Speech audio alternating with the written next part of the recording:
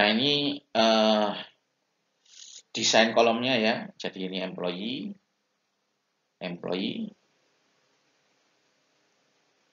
Kemudian yang ini kolom yang berlaku untuk semua, ya. Kemudian yang ini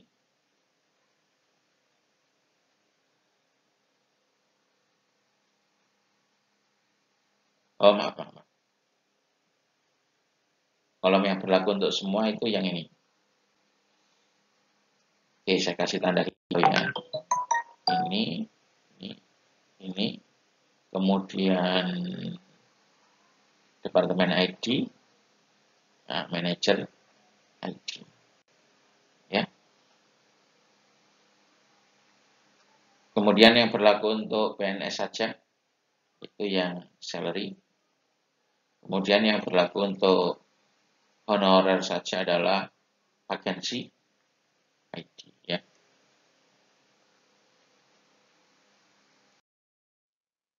Jadi kalau misalnya kita menambahkan satu data baru PNS, kolom-kolom yang khusus untuk honorer itu harus dinulkan.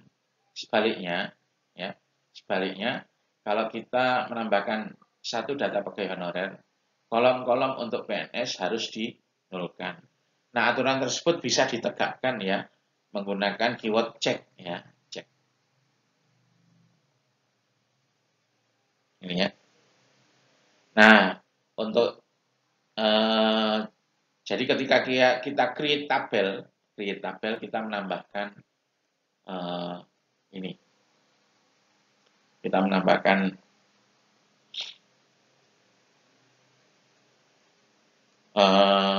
ada constraint ya atau batasan.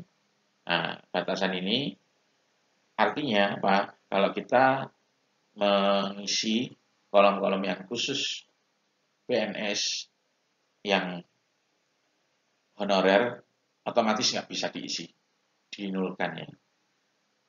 Atau sebaliknya, kalau kita mengisi kolom-kolom yang khusus untuk honorer, nah, yang PNS harus nul. Nggak boleh kita ngisi dua-duanya, ya.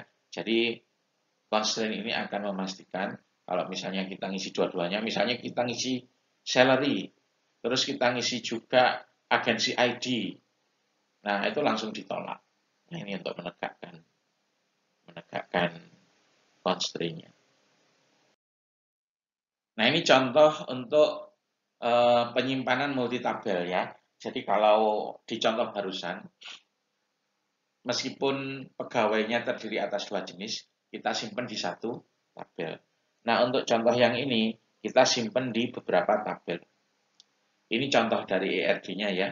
Jadi ada tabel clothing. Clothing itu apa? Busana atau yang dipakai oleh manusia. Ya.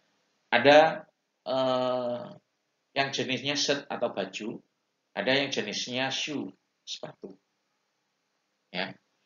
Nah, di clothing itu ada beberapa atribut yang sama, yaitu ID sama material. Dua-duanya sama. Ya, jadi baik shirt maupun shoe itu pasti punya ID, terus juga punya material. Ya. Contoh shirt misalnya katun, batik ya.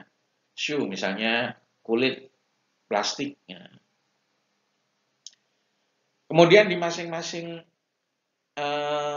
jenis data set, nah itu ada kolom-kolom yang berlaku khusus untuk set saja ya. Sleeve length, kemudian neck size, ukuran leher, terus kerah, jenis kerah. Nah, ini ya.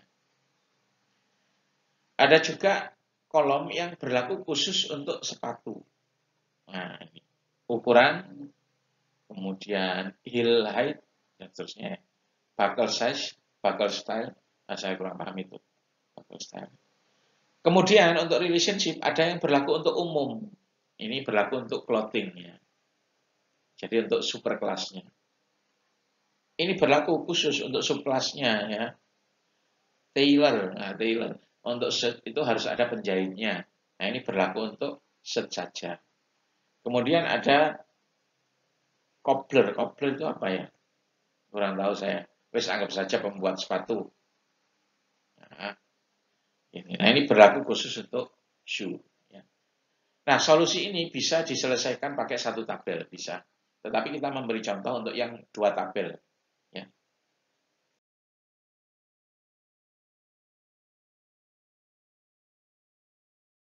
Nah, di sini untuk setiap subclass, jadi search sama shoe, itu dibuatkan tabel yang berbeda. Nah, ini ya, tabel yang berbeda. Untuk kolom-kolom yang sifatnya umum, ya, tadi ID dan bahan, ID dan material, itu kita masukkan ke dalam ini, ke dalam masing-masing tabel. Nah, ini. Ya, set punya ID material, shoe punya ID dan material, ya.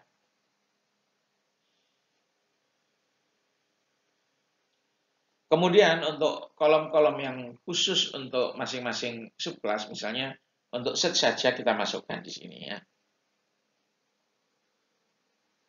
Yang khusus untuk shoe kita masukkan di sini. Ya.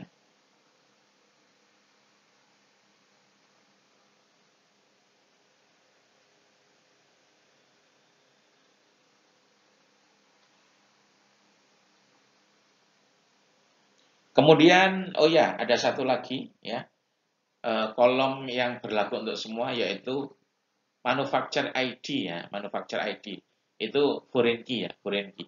Kita juga masukkan di sini, ada di dua-duanya, ya. Di sini juga ada manufacturer ID, di sini juga ada manufacturer ID, ya. Itu untuk menyatakan relationship yang nyambung ke ini, nyambung ke clothing, ya, ke clothing, ke superclassnya. Terus ini foreign key yang khusus untuk shirt saja, ya, shirt saja, ya, yaitu tailor ID. Terus yang ini khusus untuk foreign key yang ke shoe saja, yaitu cobbler.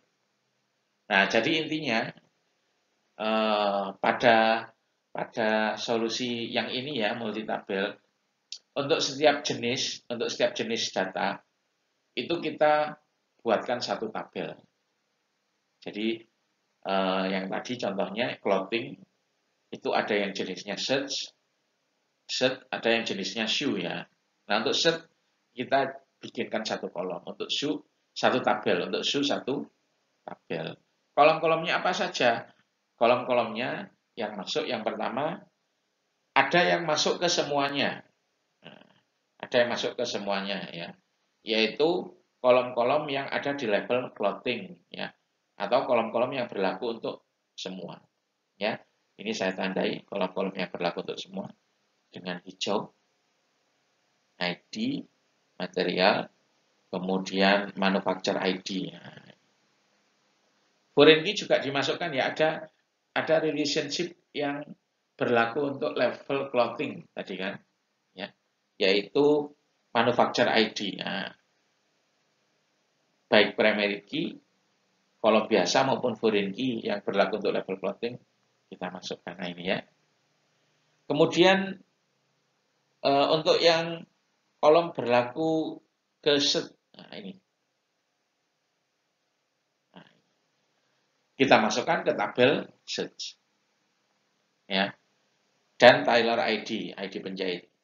Ini menunjukkan relationship kepada penjahit, ya. Jadi kan tadi di gambarnya ada yang nyambung dari tailor ke search, ya. Kemudian yang khusus untuk sepatu ini, ya. Nah, ini relationship yang ke cobbler seperti itu. Bagaimana kalau saya menambahkan data baju baru? Ya, saya tambahkan kepada tabel sini, ya. Kalau bagaimana saya kalau menambahkan data sepatu baru? Saya tambahkan ke tabel. Nah, itu jadi ada pilihan, ya, pilihan yang bisa Anda ambil. Anda bisa masukkan menjadi satu tabel, bisa ke dua tabel seperti ini.